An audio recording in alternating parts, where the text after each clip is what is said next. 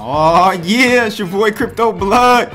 Welcome to another episode of My Two Satoshis. I'm back, people, after 2 days off. Hope you guys enjoyed that two-part interview with my man Steve Floyd over at EOS Tribe. That was a great interview, real cool cat. But I want to give a shout out to my man Malik Williams. He wanted me to play some Ice Cube. Today was a good day. Yeah, man, I'm enjoying this day. I know markets are kind of down, but for me, I told you guys maybe at the beginning of this week that I had gone short in the markets and I was going to be covering around 6,000. And today I did, this morning actually. I got out of that position. Sorry for the late video. My daughter had her first little play at her summer camp, so I had to go and endure that. She did a good job, but you know, kids are kids, and it was all over the place, but it was wonderful. So let's start off with what we're going to be talking about today. I want you guys to put this in your calendar, mark it, do whatever you got to do, but August 10th is a probably the most important day in cryptocurrency for 2018. At this juncture where we are, you know, markets have been bearish the entire year. I'm going to tell you why August 10th is a critical time period and why you should probably be buying up to that news. You know, the whole buy the rumor, sell the news type of strategy. I think that's going to be in play here going up to August 10th. We'll talk about that. Also, we're going to be talking about a new move by Abra. They've started accepting Visa and Mastercards for purchases. This is a huge deal, something that is bullish, but it probably won't be seen immediately. It's going to be something that's going to trickle in and kind of add liquidity to this market. And so we're going to look over that article as well. I think that article is out of Crypto Daily, so we're going to check that out shortly. But first, let's go ahead and take a look at that market cap.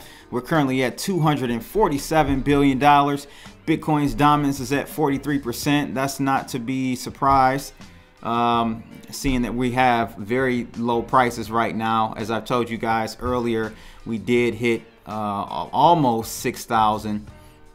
And I said I was going to take that short position, 75% of it off, just shy of 6,000. So we'll look at that in a second. But overall, kind of a down day, but we've actually bounced off the lows. And as you can see, the 7-day period, man, looking bad. 6.5% for Bitcoin, 8.5% for Ethereum.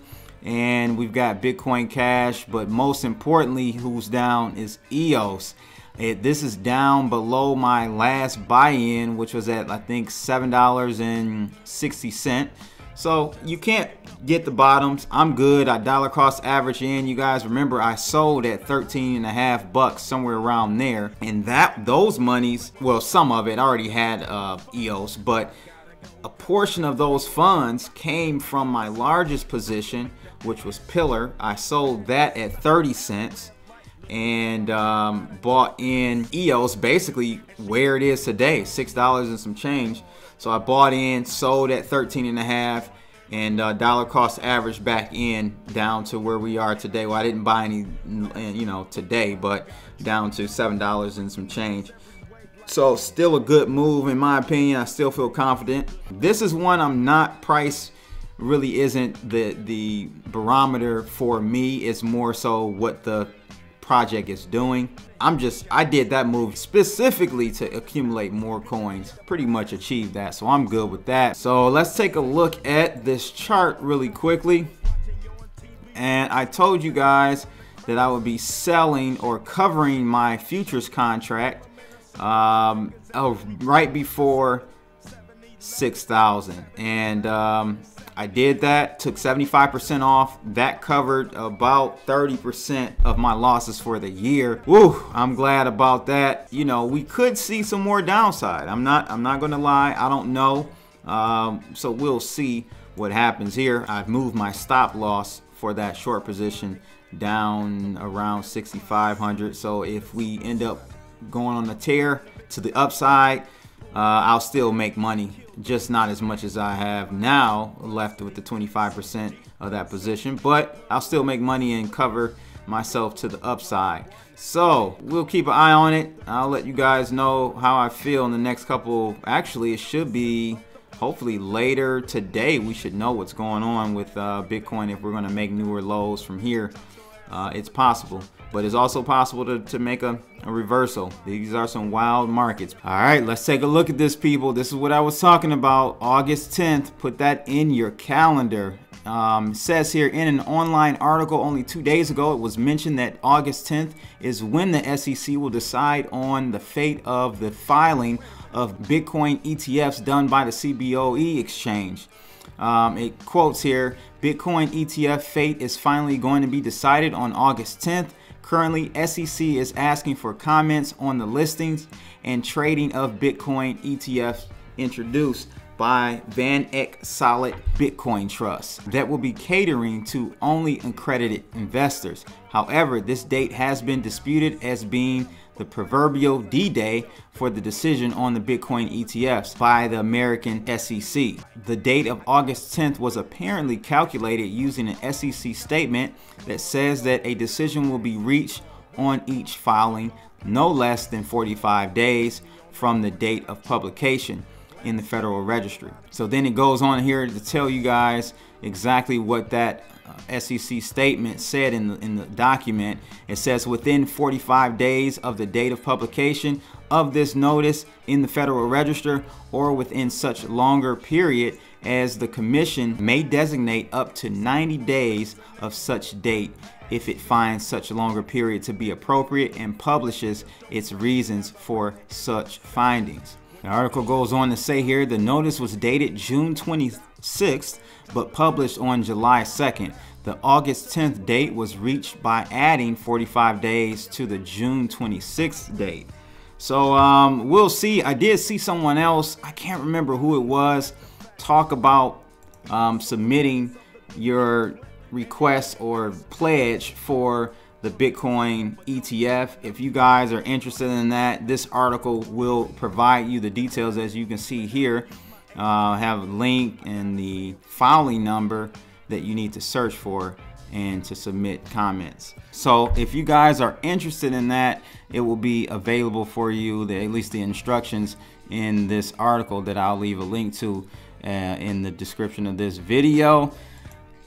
You know how I feel about it. You know, I don't want those guys in this space, but we all know this, it's coming, and some of y'all sell y'all soul for Bitcoin price to go back up. So hey, I'm gonna allow you to do what you gotta do, and it's up to you guys. So check that out if you want to. The other article that we're going to talk about today is out of Crypto Daily, and it says here Litecoin Networks Abra now supports Visa and Mastercard payments. This is good news. This is very good news. This is going to help people get into Bitcoin, I think, very easily. So it says here, users of the Abra app and Abra.com are now able to purchase Bitcoin with Visa and Mastercard anywhere in the world. This is a move that is set to make the purchase of Bitcoin far easier for a whole host of investors. Traditionally, Abra users have thus far only been able to fund their accounts through a direct bank transfer. So this is definitely going to help them. I think so. What do you guys think about this move? Hey, any little thing helps, man, and this is one that's going to help. I'm just surprised and shocked and curious as to how they were able to get that deal with Visa and Mastercard. You know, a lot of these banks and partnerships with banks through Visa and Mastercard are very anti-cryptocurrencies, to say the least. So kudos to Abra for doing that, and you guys let me know what you think about that. But before we get out of here, guys, I do want to let you know, this just came across. It looks like Coinbase is going to be exploring support of Cardano, BAT, which is Basic Attention Token, Stellar, Zcash, and 0x. This is crazy news. Maybe I'll cover this tomorrow, but I told you guys to buy that BAT. That's for sure. That Basic Attention, not just on the speculative play, but I bought some when it was in its lows, and the reason was fundamentally, I think that, you know, Basic Attention is a very good, well, you probably know it as Brave. Brave browser is a very good concept. I'm using it. I'm getting tips from individuals, my supporters out there. You guys, I appreciate it.